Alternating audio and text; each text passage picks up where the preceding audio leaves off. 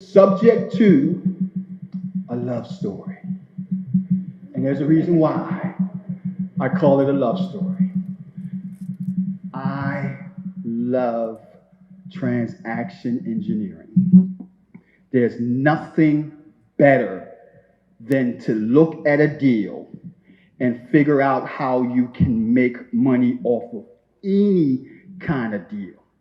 Wholesale, rehab, buy and hold, profit, no profit. I mean, it's just all in the actual breakdown standing in front of you. And this is a deep dive into one transaction engineer deal.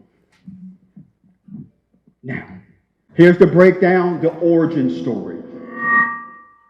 This deal came from marketing, obvious.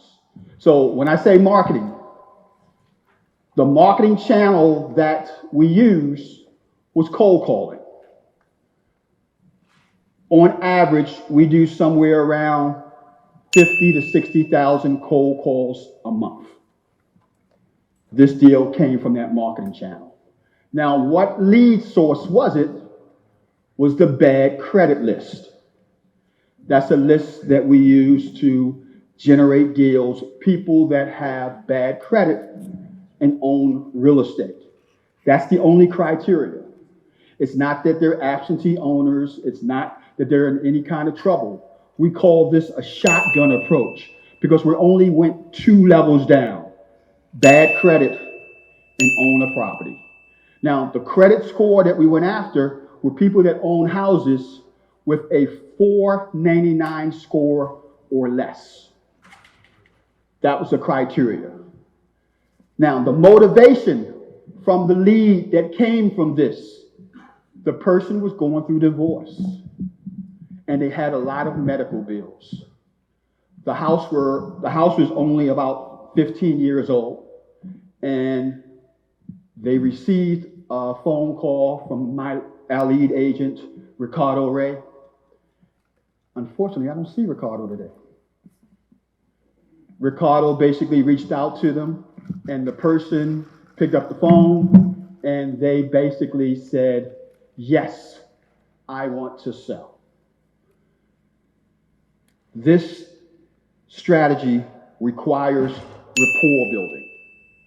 So what do I mean by that? In order to get this deal, it took over 600 text messages, 24 phone calls to get the deal under contract and at the closing table. Now, it only cost us $20 out of pocket to control a $500,000 property. Listen to what I'm saying. $20 to control a $500,000 property. Spoke to this young lady, got it under contract, went to closing. These are the documents. On the seller side, that's the settlement statement on the seller side. When we purchased it from the homeowner. The way we purchase by way of subject to, we do what's called the actual owner is signing the deed over to us. Give you a little bit of history of subject to. In 1974, I believe it was, there was an act that's called the Garn-Saint-Germain Act. What that said was a homeowner could put a property in a trust and maintain ownership without triggering the due on sale clause. When the due on sale clause is triggered, that means that that person has to pay that property in full. And this is one of the ways in which us as real estate investors handle taking over a person's payments.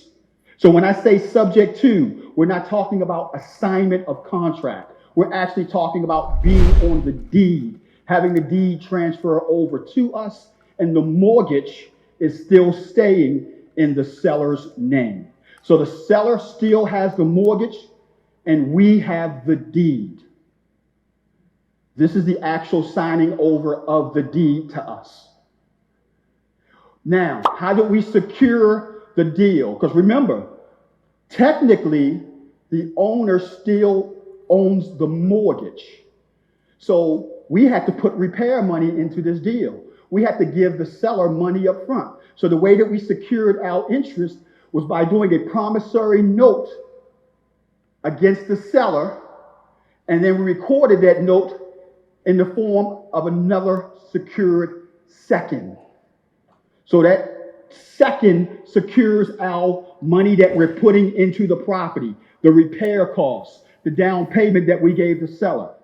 So now we have the first on the property, and we have a new mortgage, which is the second on the property. And the seller basically gave us the property, a $500,000 property. Now, anytime you want to ask me any questions, don't hesitate. So, when you get the second on the property, you got file a second on the property, and then run title again, and you're second, and then close. the question is, when we put the title, the actual second on the property, we put the second on the property at the time of closing. And we actually got title insurance and everything. So we put it at the time of closing when we purchased it from the seller. Now, something you got to understand about subject to deals. If you're going to sell to an FHA buyer, you got to have 90 days worth of seasoning. So we had to have 90 days worth of seasoning because the majority of the buyers basically are FHA buyers. Now, the contract price was $350,000. That's what we put in the contract. The actual dollar amount we gave the seller was $20 to secure it, but we also gave her $20,000 as a fee, as her dollar amount. We gave her her profit. We gave her $20,000 at closing. And our closing costs, including writing up all the documents, was $13,000 on the first side. So when I say the first side, I'm talking about when we purchased it from the seller. You guys follow along so far? I don't hear an excitement. Did you follow along so far? Okay. Now, the rehab. This is the property, an as-is condition, the outside of the property. All we did on the outside of the property was adding 2 more actual shutters, and we pulled the shrubs up. And that's what this looks like now. Oh, one more thing. We painted the front door. So we painted the front door. We added 2 more shutters. That was it. Front of the house. Back of the house. That's what the deck looked like. We power washed the whole house, and we just painted the actual deck, sanded, painted. This is what it looks like now. The key to this look was that we wanted to stand out from everybody else in that neighborhood. So we went with two-tone. Next, this is in the basement. I called it the theater room. I don't know what the seller was calling it. That's how it looked before. This is what it looks like now. All that is paint. We didn't do anything else in here other than brighten up with paint colors, two-tone, and just basically clean the tile. That's it. That's the outside area of the basement. Once again, all we did was paint. We replaced a couple of tiles in the ceiling, paint job, clean the tiles that's on the floor.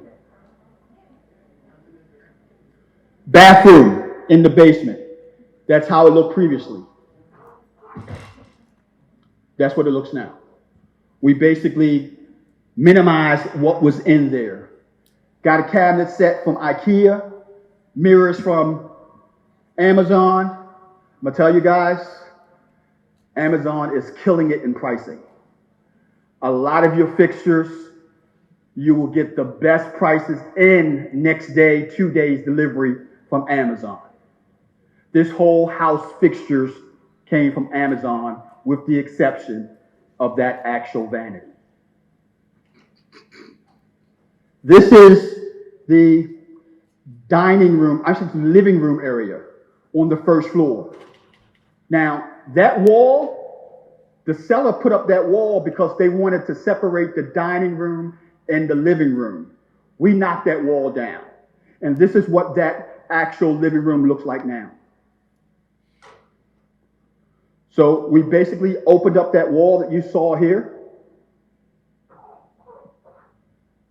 We add laminate flooring, paint job. That's it. Open up the wall, paint job, laminate flooring. That's the living room. This is the dining room. That's what it looks like now. That's just laminate flooring and a paint job. We also add in the fixtures. Let me correct myself. We did get those fixtures from Home Depot. So the ceiling fixtures we got from Home Depot. This is the first floor bathroom. That's what it looks like now. Actual mirror and stuff, all the fixtures came from Amazon. This is the laundry room. That's what it looks like. This is what it looks like now. We carry that laminate flooring. We put in new stainless steel washer and dryer and new basins. We try to make every room its own showcase. That's the key to it. This is the kitchen before. This is the kitchen afterwards. In here, we put in all brand new stainless steel refrigerator, all brand new appliances. We put in a new island with a waterfall effect. That's what this is called. New kitchen cabinets, and we add tray ceiling, and we also add recessed lighting. Notice the fixtures.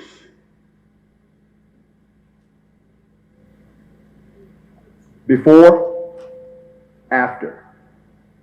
Now, that's the whole room. Laminate flooring. That's the actual family room there, off of the kitchen. We wanted to open everything up, but we didn't have any way of thinking in terms of what's the best way to maneuver this island. Original thought was to turn it lengthwise, but we wanted to give it more space, so we made it an island going here, going into the actual actual family room. That's the family room you just saw. Oops. That's what it looks like now. The tray ceiling really got the attention of the owners. Nothing up in that area has tray ceilings. As a matter of fact, when we go further into the actual selling of this deal, you'll understand why we went in this direction. That's the bathroom on the second floor, before, afterwards. Vanity, Wayfair. The actual tile, Home Depot.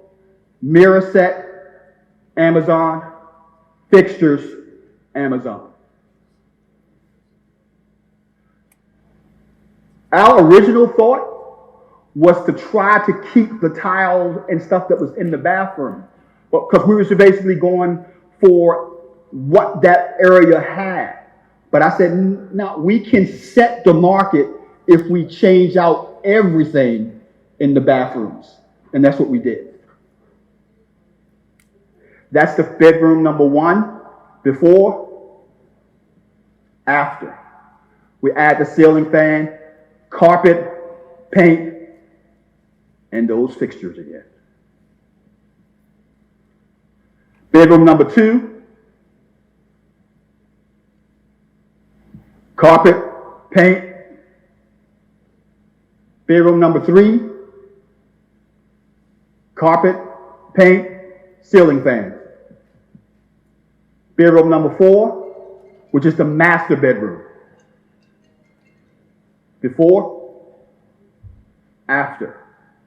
So that's the master bedroom. It actually has a walk-in closet there. All we did was paint and carpet and the ceiling fan. Now, bathroom. That's what it looked like before.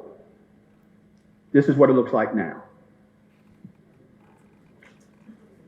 All we did was take out all the tile work, paint, carpet, molding, floor work.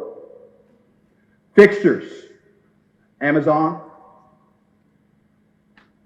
Recessed lighting. That's what it looks like, the vanity in the tub. That's what it looks like now. That vanity actually came off the rack at Lowe's. The actual mirror and fixtures above came from Amazon. Everything else is tile work. The tub was already there. We just cleaned it. Total repair costs, $67,000. Closing with the home buyer. We sold it to a home buyer a couple of days ago. Actually on Monday or was it Tuesday? It was Tuesday. Now, the key to closing in this deal was, one, if it wasn't for our agent who handled this entire process on close, I would have killed somebody. Because Corey was the agent involved in this deal. Give him a big hand. Grab a mic, Corey. I want to. Always prepared. I told you, he was always prepared. So, one of the issues we had was our original buyer was coming in with conventional financing. So I was happy because even though we did 90-day seasoning, he was coming in with conventional financing. He and she. But 2 days before closing, no, actually it was 4 days before closing, wasn't it, Corey? About 5 days. Yeah, about 4 or 5 days before closing, the agent for the seller, the buyer, came to us and say,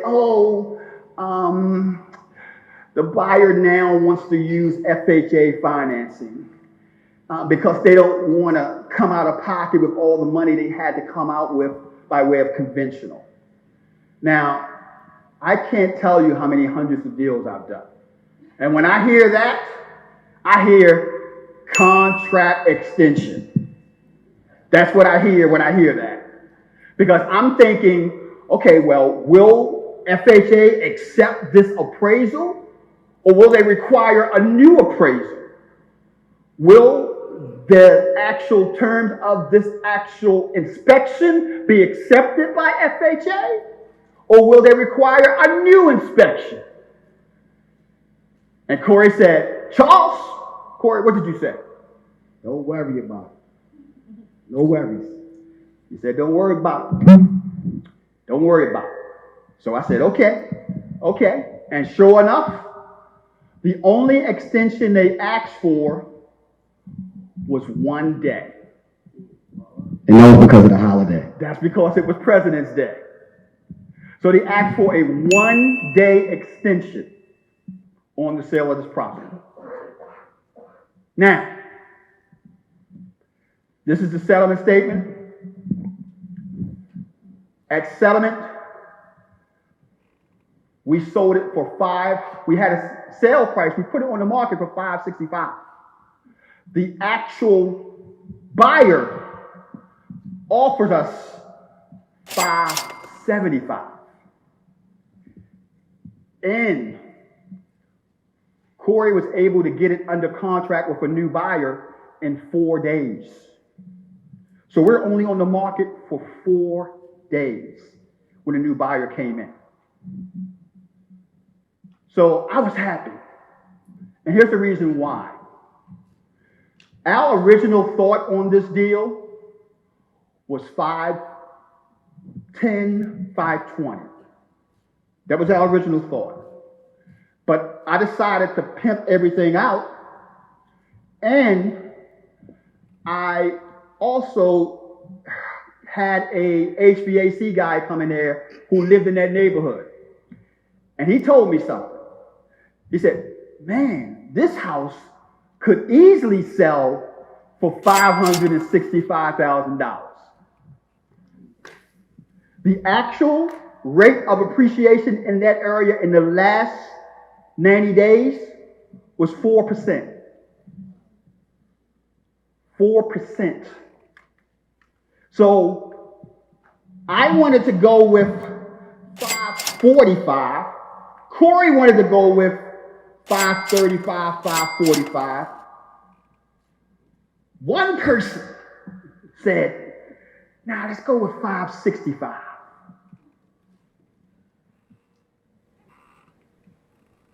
Tammy. Then Bob. But Tammy started it. We went with 565 and got 575. Now, here's what I want you to understand. And here's the actual breakdown. 350 is what we purchased it. This is the tax history on it. Public records. 565 is what we listed it at. 126, 575 was pending, and we sold at 575. The seller didn't want any contingencies. The seller did not want us to pay any part of their financing or down payment or anything. You mean the buyer? I'm sorry, yeah, the buyer. Anything. Now, what does that final check look like? We made $82,377.97 on that deal. And I want you to clap on it. Because the thing I want you to understand is that everyone in this room has the capability of doing this. Everyone. I cannot tell you how many deals we got into where we're taking over payments and we're making $800, $900 a month positive cash flow. I can't tell you how deals we get into with $1 out of pocket, taking over a $180,000 house with only $1,000 down because of creative deal structures. It's all about the motivation. It's all about the problem. It has nothing to do with price. People will sell price for problem solving. And you have to understand what the problem is as opposed to being that investor wants to know how much they want to sell. Establish what the problem is, why they need to sell. The price will come in the actual structuring of that deal. Another question on the corner right here. I'm sorry, who was first? Right here. Yes. Young lady right here. $82,000 is our net. But we still got to pay Uncle Sam. After everything, $82K was the net. How do you counteract the due on sale clause? The due on sale clause was counteracted by way of doing a quick claim sale into a trust, being the beneficiary interest of that trust. Now, this is touchy information. And here's why I'm telling you that. People who do that and do it for long term, some of them will get the due on sale clause called. I've done over probably 25, 30 of these and never had an issue with due on sale clause. I know other investors who do subject twos, never had an issue with due on sale clause. I know of one investor who did subject to and did a subject to and had an issue with due on sale clause. And the reason why is because that investor did not make the monthly payment. They didn't make the monthly payment. The owner of the property contacted the bank and said, I don't know why you didn't receive a payment. I sold it to this investor who was supposed to be making payments. And that's when the property got called. I will never do a subject to for over 6-8 months. The risk is too great for me. My goal into this was a get in and out. If this was going to be a long-term deal, I would have did a wrap all-inclusive trust deed. If I was going to take it over for 2 years, 3 years, 4 years, I would not have done this style subject to for something that I'm holding over for years. There's investors out there that will tell you you can do that with a subject to. I would never do it. I don't tell my students to do it, and I don't ever do it holding over 6-8 months at the most. You initially make the 2 to 3 offers? Yes. So written and sent to the seller? Or? Great question. If we make the 2 to 3 offers, how are they presented? The 2 to 3 offers is usually presented verbally and also by way of a letter of intent. All cash offer, structured finance offer. I believe in taking the offer to the person because that way you cover any issues with, well, what do you mean this? What do you mean that? Now, the good thing about this was we call this our guarantee purchase program. We didn't say we wanted to buy your property subject to. Don't try to use these fancy words with the actual seller. Think in terms of a person who only has, almost like myself, a 9th grade education. And that person want their explaining done as simple as possible. For example, when we spoke to the seller prior to closing, we talked about the paperwork. Once the seller signed the paperwork, it became a contract. So all the conversations was about the contract and the legality of a contract. So I'm looking hard for more deals. We average somewhere between 6 to 8. I need to get between 10 to 15 per month. We have a question right in the front. In front of me, right here. Last question. Go. What are the main situations, problems that would bring about opportunities to be able to do subject to? Oh, great question. What other opportunities will come up that you could do a subject to deal on? Well, the best is the person is in a situation where it's a big issue. Pre-foreclosure, probate, divorce, bankruptcy, code enforcement violation. If the property ain't damaged too much, fire damage, judgments and liens, eviction filings.